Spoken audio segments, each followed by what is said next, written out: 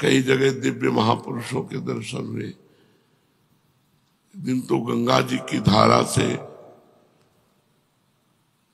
12-1 का समय होगा, जंगल ऐसे खंडहर बारंडा था, उसमें पड़े थे। देखा सामने से, पहले तो भारी सुगंध आई, मतलब ऐसी हमने कहीं सुगंध सृष्टि में देखी ही नहीं। फिर देखा गंगा की धारा से प्रकट हो रहे और हमारी तरफ आ, हम जैसे जैसे वो आते जा रहे वैसे वैसे जड़ होते जा रहे। हमारा शरीर हिल नहीं सकता, बिल्कुल जड़ता भाव एकदम। ज्ञान पूरा है, चेतना पूरी है, हिल नहीं सकते। आए, हमारा सर अपनी गोद में लिया, ऐसे सहलाते हुए एक मंत्र बोले, वो अब भी जपते हैं। थोड़े समय वो अब भी जपते हैं, क्योंकि महापुरुष का दिया हुआ, किसी लाभ से नहीं, पर भगवान ही तो उस महापुरुष के रूप में आए और उन्होंने दिया। बस केवल सर में से हाथ फिराते रहे।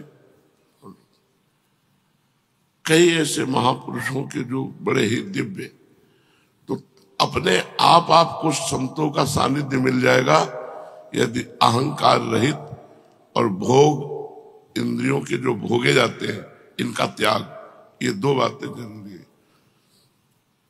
कबीरदास जी कहते हैं, चदरिया जैसी की तैसी धरि दीनी। अपनी सुधा निधि में लिखा हुआ है, धरोहर की तरह ये शरीर गंदा ना होने पाए।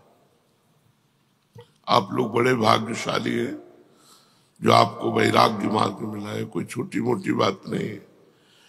अब जरूरत बस 2 बातों की है, ना तो साधन का, ना संपत्ति का अहंकार न हो, और किसी भी इंद्रिय का शास्त्र विरुद्ध भोग न हो, तो आपके ऊपर अपने आप कृपा बरसती चली जाएगी। वैसे भगवान की कृपा अहेतुकी है, वो दीन पामर विषयी पुरुषों पर भी बरसती है, पर संतों की कृपा विशेष उन्हीं पर होती है। इसीलिए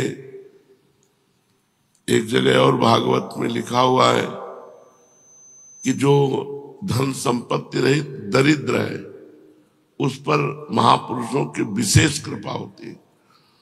इसलिए भगवान ये अहंकार नष्ट कर देते हैं। हमारा कुछ है तो जब पता लगाए अंदर, तो इष्ट गुरु के सिवा कुछ नहीं हमारे पास, भगवान के सिवा कुछ नहीं, प्रियालाल के सिवा कुछ नहीं, तब विशेष कृपा प्राप्त होती है। महत्संगस्त दुर्लभो अगम्यो अमोघश्च, निश्चित भगवत प्राप्ति हो जाएगी।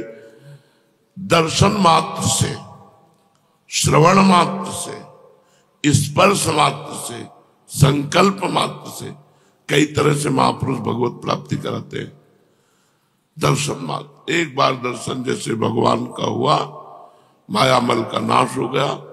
एक बार आत्म साक्षात्कार का जो भाव लिए हुए महापुरुष हैं, एक बार उनका दर्शन हुआ, तो हमारे मायामल का नाश। अब धीरे धीरे हमारी उन्नति आध्यात्मिक शुरू हो जाएगी। 2 बातें यदि हम ध्यान रखें कि अपनी इंद्रियों को गलत भोगों में न जाने दें और किसी साधन का अहंकार न करें, तो बहुत जल्दी हम पर अव्यक्त महापुरुषों की कृपा होती है। भगवान का साक्षात्कार होने के पहले भगवत प्राप्त महापुरुषों का दर्शन होता है। मतलब कई ऐसे महापुरुष जिनका साक्षात्कार हुआ।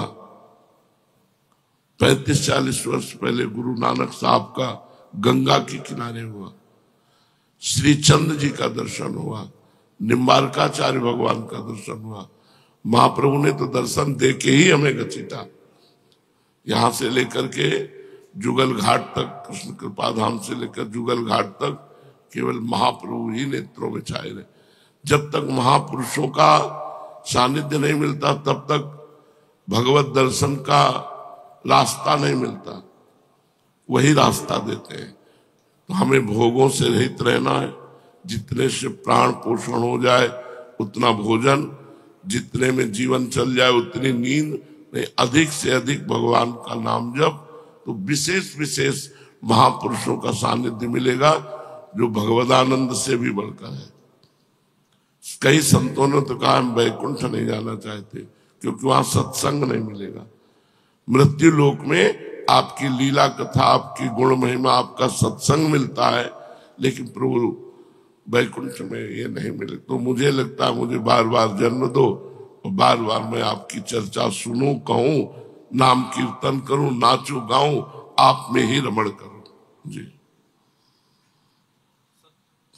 सत्पुरुष दीन वत्सल होते हैं। हाँ, अर्थात जो सांसारिक संपत्ति एवं साधन से भी हीन हैं, हाँ, उन्हें भी अपनाते हैं। हाँ, ब्राह्मण, यद्यपि हम आपके शुभागमन और शुभ दर्शन से ही कृत हो गए हैं, तथापि आपसे उन धर्मों के साधनों के संबंध में प्रश्न कर रहे हैं जिनको मनुष्य श्रद्धा से सुन भर भी ले तो भी इस और से भयदायक संसार से मुक्त हो जाए। देखो, जो ये नौ योगेश्वरों का संवाद सुनाएंगे तो कह रहे श्रद्धा से सुन केवल ले। एक बार आपने श्रद्धा से सुन लिया ना तो आपका कल्याण हो जाएगा, आपका मंगल हो जाएगा। तो क्या केवल सुनने मात्र से हो जाएगा? श्रद्धा से सुन ले। श्रद्धा का मतलब होता है जो सुना वैसे उतार लिया, इसीलिए श्रद्धा शब्द है, केवल सुनना नहीं है। जो सुना उसे अपने जीवन में उतार लिया तो बोले एक बार सुनने मात्र से भगवत प्राप्ति हो जाएगी जी। पहले जन्म में मैंने मुक्ति देने वाले भगवान की आराधना तो की थी, परंतु इसलिए नहीं कि मुझे मुक्ति मिले। मेरी आराधना का उद्देश्य था कि वे मुझे पुत्र रूप से प्राप्त हों। अब देखो, वसुदेव जी महाराज को भगवान श्री कृष्ण पुत्र रूप में प्राप्त है। भगवान श्री कृष्ण मोक्षाधिपति है। इतनी मुक्ति तो सबको चाहिए, ना अपने शरीर से राग, न किसी अन्य शरीरों से राग, न किसी भोग की इच्छा, न किसी मान प्रतिष्ठा की इच्छा। अगर द्वंद्वों से मुक्ति नहीं मिली, देखो जो ज्ञानी की स्थिति वर्णन की गई है वही प्रेमी की स्थिति वर्णन की गई है। जहां हम ज्ञानी महापुरुष की स्थिति का तो बोले माना पमाना तुल्यो, तुल्य निंदात्म संस्तुति, मान अपमान में समान, निंदा स्तुति में समान।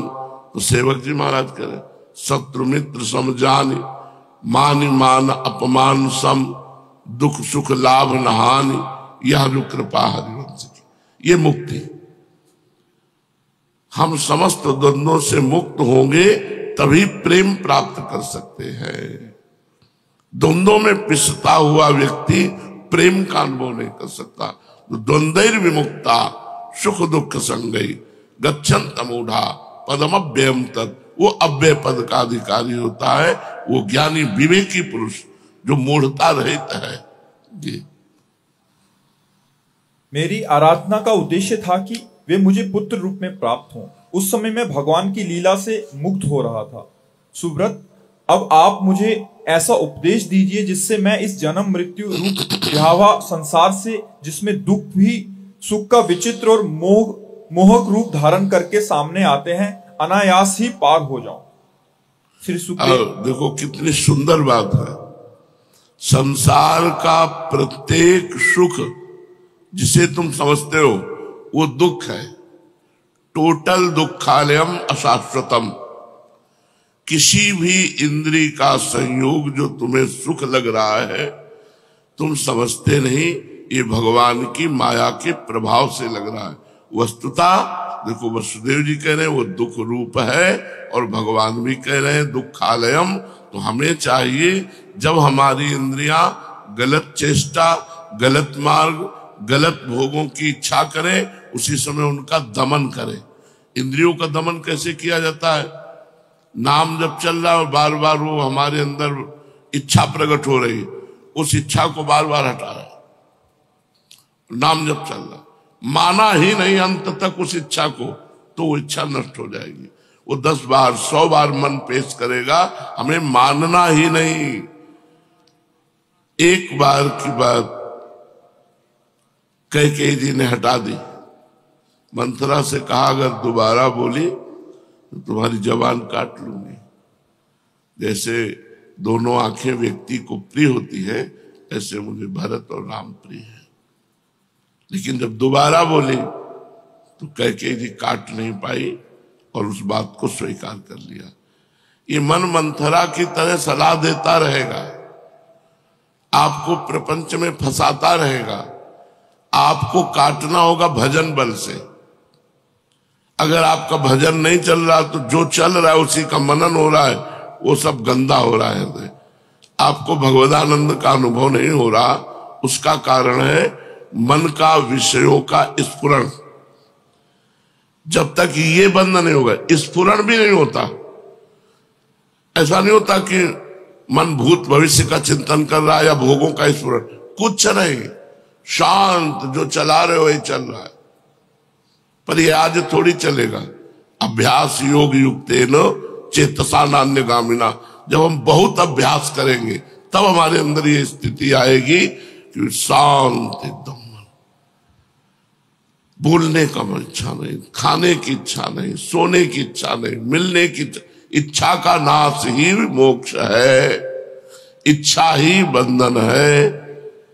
सकल कामना हीन जे राम भगति रसलीन, जाहि न चाही कबों कछु, चाहना ही इच्छा ही यही बंधन है, यही भगवत विमुखता है। उत्तम बात है इच्छाओं का भगवान के चरणों में समर्पण कर देना।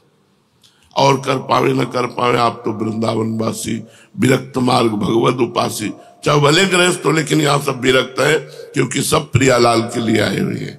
जी सुब्रत, अब आप मुझे ऐसा उपदेश दीजिए जिससे मैं इस जन्म मृत्यु रूप भयावह संसार से, जिसमें दुख भी सुख का विचित्र और मोहक रूप से धारण करके सामने आते हैं, अनायास ही पार हो जाऊं। श्री सुखदेव जी कहते हैं, राजन, बुद्धिमान वसुदेव जी ने भगवान के स्वरूप और गुण आदि के श्रवण के अभिप्राय से ही ये प्रश्न किया था। देवऋषि नारद उनका प्रश्न सुनकर भगवान के अचिंत्य अनंत कल्याणमय गुणों के स्मरण में तन्मय हो गए और प्रेम एवं आनंद में भरकर वसुदेव जी से बोले।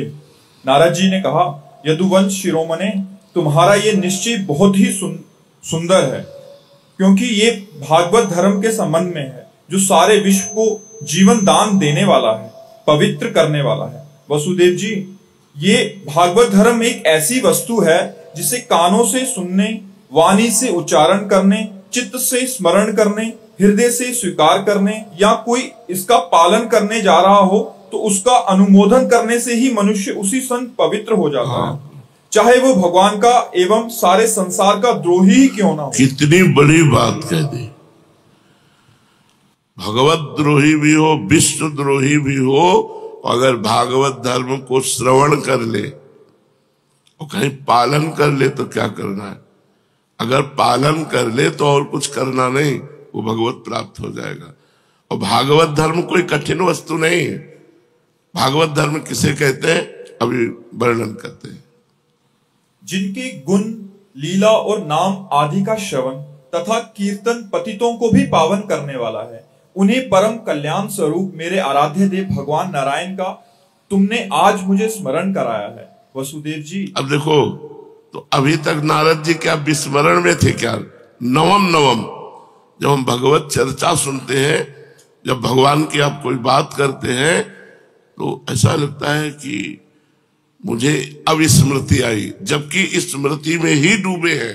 नवम जैसे कुछ लोग कहते हैं कि मंत्र जपते हुए थकान लगती है, नाम जप करते हुए थकान महसूस होती है, पाप, अभी पाप है। नहीं, तुमसे सही कहते हैं, जलन महसूस होती है कि अभी वो भजन नहीं हो रहा, हाय हाय मचता है कि फिर रात आ गई, फिर दिन आ गया, अभी वो भजन नहीं हो रहा जो होना चाहिए। रात दिन भजन करने पर भी भजन की भूख ऐसी बढ़ रही कि लगता है सब बेकार, अभी वो भजन नहीं हो रहा, अभी वो बात नहीं हो रही। जब वो बात आती है तो वो सामने होते हैं, सामने होते होते उनका भी ऐसा रूप होता है कि अभी देखा ही नहीं, अभी देखा ही नहीं, मनो कबहू मिले ना। तो प्रेम में प्रेमी को कभी अन्य चिंतन करने का अवकाश ही नहीं मिलता, क्योंकि वो अपने ही विषय से इतना अतृप्त रहता है, इतनी भूख रहती कि उसे अन्य विषय का कोई चिंतन करने का कहीं कोई भी गुंजाइश नहीं रहती। ये भागवत धर्म कोई असाधारण बात नहीं है, बिल्कुल साधारण बात है। अभी बताएंगे भागवत धर्म को स्वभाव से, संस्कार से, अनेक जन्मों की आदतों से, आपके मन से, तन से, वाणी से जो कुछ भी हो रहा है वो परम पुरुष भगवान को समर्पित कर दो। इसे भागवत धर्म कहते हैं। कुछ नहीं बताया कि ये करो, जो कुछ हो रहा है वो सब भगवान। यत करोसि, गीता जी में भगवान ने कहा यत करोसि, जो कुछ कर रहे हो वो भगवद अर्पणमस्तु, राधा वल्लभ अर्पणमस्तु, कृष्णार्पणम। अरे बड़ा लाभ है इसमें। इसमें क्या निश्चित भगवत प्राप्ति। जो भी किया, घर गृहस्थी, परिवार, व्यापार, नौकरी, सब भगवद अर्पणमस्तु। वसुदेव जी, तुमने मुझसे जो प्रश्न किया है इसके संबंध में संत पुरुष एक प्राचीन इतिहास कहा करते हैं। वह इतिहास है ऋषभदेव जी के